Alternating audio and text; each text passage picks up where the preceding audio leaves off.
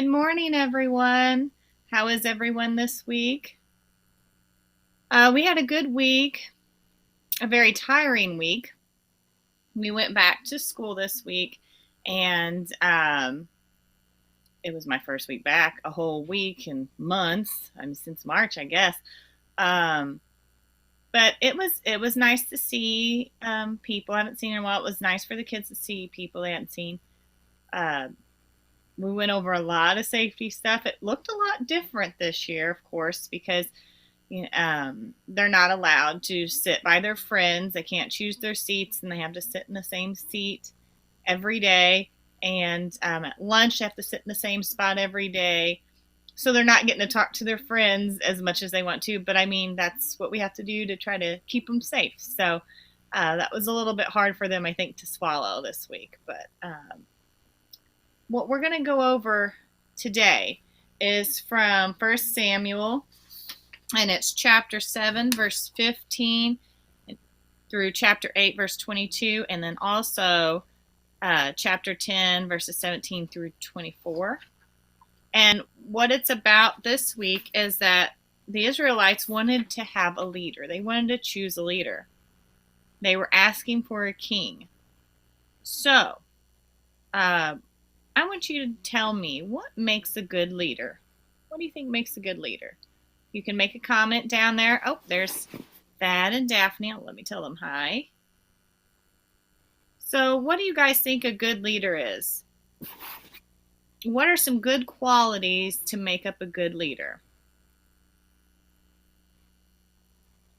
What do you guys think? Do you think they need to be brave? Yeah, I think so. What about honest? I think honesty makes a good leader. I think compassionate makes a good leader. Empathetic makes a good leader. All those different things for me make a good leader, and everybody's going to have different opinions of what makes a good leader.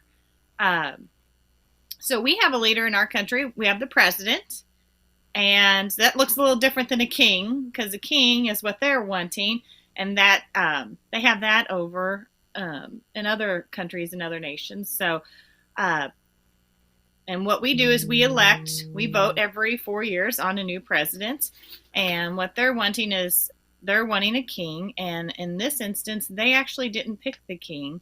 They had God pick the king. So I'm going to read about this, and let's see what they said. Need to be strong. I think that's strong. And a good sportsman. I like that. A good sportsman. That's good. Those are good things. It's good to be strong too. So what I want to do today is kind of go over this with you guys to see how it came about, how they got their new leader. So we talked about that Samuel took over. So Samuel was getting old, and he appointed his sons to serve as Israel's judges. Samuel's sons were not like Samuel. And that can happen sometimes. You cannot be just like your parents. They often were unfair.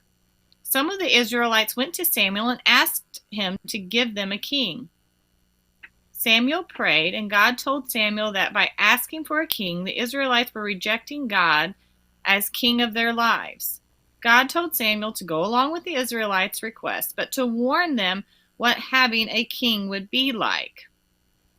So what God was worried about is that they would start worshiping this king instead of making him what's the word I'm trying to look first in their life. Worried about what they would do if they elected a king and how they would treat him and worship him versus knowing who their God was. Samuel tried to explain to the people that if they had a king, the king would make everyone do things they did not like. So Samuel was explaining that the king would probably make up things, make up rules, and do things that they wouldn't like. Samuel said, "Then you will cry out to God to save you." The Israelites didn't listen to Samuel's warning. They wanted a king so they could be like other nations. So what happened here is that they were looking at other examples of different places that didn't necessarily follow God, and they wanted to be like them. So they asked for a king. And Samuel and God were giving them a warning saying, basically, have you guys ever heard the grass isn't greener on the other side? So even though these nations have all these things, that's not necessarily a good idea to want.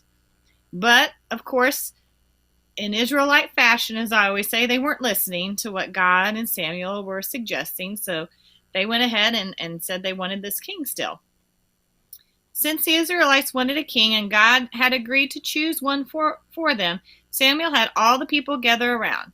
Samuel told the people, God says, I have delivered Israel from Egyptians' power and from all the kingdoms that you have done you and all the kingdoms that have done you harm.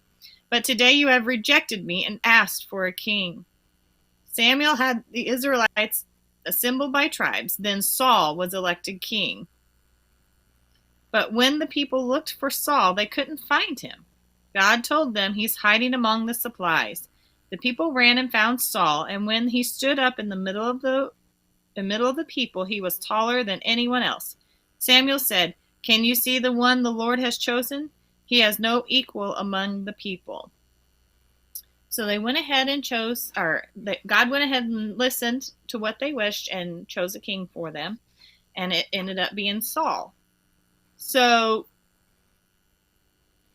what they did here is they wanted a leader, and kind of steering away a little bit from God here. Samuel knew this wasn't a good decision, but prayed to God anyway, and God listened to his people. And even though he thought that was not a good idea, he went ahead and did what the people were wishing. And he at least he did get to pick Saul. So he picked Saul for this, and the people were happy after that. So with this, kind of want to talk about what we talked about last week about how the people listened to God and they were safe. Again, we're having a conflict here about God's telling them what he is saying, what would keep them safe and what would be good for them. And the people are rejecting what God is suggesting and trying to do it their own way. And we have to be careful with that because that can lead us into a sticky situation.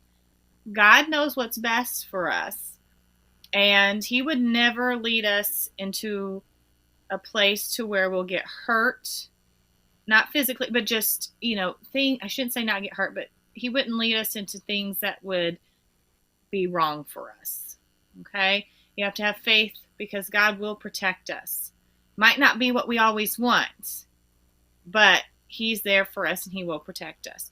So he gave them warnings and they weren't listening. So we'll find out what happens from all this. But I want you to think about the leaders in your life, okay? So they got a leader. We'll find out how this leader does soon. But I want you to think of some leaders in your life, not just the President of the United States. Let's think about closer to home. Who are some leaders in your life? It could be anybody. My parents were leaders in my life. They were very good leaders. They always had suggestions about how I should do things. And as I got older, I found out that they were right. Like for a lot of, actually most of everything, they predicted when I would choose to do things, even when they told me to not do it, I would do the opposite. I was very good at that. And I found out really quickly that what they said was going to happen if I did this happened. So they had some wisdom there. That's another good quality is wisdom. Learning things and learning from our mistakes and other situations, life experiences. Wisdom's very important. We have a leader at our church. Pastor Eddie's our leader of our church. And he's there for us too. Anytime you need anything, he'd be there. He'd pray for you. So that's always good to have a good leader in our church too. God, of course, is our biggest leader. He leads us through everything, through the good times, through the bad times. He's always there. He's always wanting a closer relationship with us, and we do that through prayer. Oh, I like that. Mom and dad. That's what I was saying too. Mom and dad are good leaders, aren't they? So I want us to think this week what good qualities of a leader are. And I think it's important for us to be good leaders for our friends. So if our friends are wanting to do something that's probably not a good idea and you know it's not a good idea, even if the whole crowd wants to do this, you can be a leader and stand up for something that might not be right. That's showing good leadership. We can all be good leaders. So remember the qualities we talked about being good leaders. Thad and Daphne said being strong, being a good sportsman.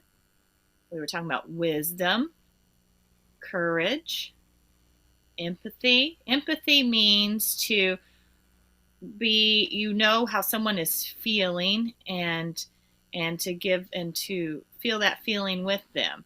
So if you notice someone's being sad over something, you feel that sadness for them as well. And you can relate to that. So it's about relating to people. Oh, Grammy and John, they are very good leaders too. I agree, guys. So think of these important qualities as a leader, and let's try to display these qualities. And think about what God would want us to do in situations. He does not want us to be hateful. He does not want us to name call. He wants us to show love. He wants us to show understanding. And I think that's very important because we're seeing not a lot of that going on right now. We're seeing a lot of bickering. So let's be there for each other. Let's be good, strong leaders and be a good listener to God and listening to what He would want us to do. And I think that will put us in a really good place. Okay? So what we're going to do is we're going to say a prayer. And remember that this week that Samuel, even against God's best wishes, Samuel and God talked. Samuel prayed to God when the people wanted to have a king, and Samuel didn't think it was a good idea, and he prayed to God, and God granted the people a king. And so in those hard times, Samuel prayed to God. So let's always look to God for guidance, okay? We're going to say a prayer, and then next week we'll find out more about Saul, I bet. I haven't looked, but I bet that's what it's going to be about. All right, so let's bow our heads, and we'll say a quick prayer. Dear God, thank you for our leaders in our life. Please help us to make good decisions and be great leaders for you. In your name we ask, amen. You guys have a good week, and I'll see you next week.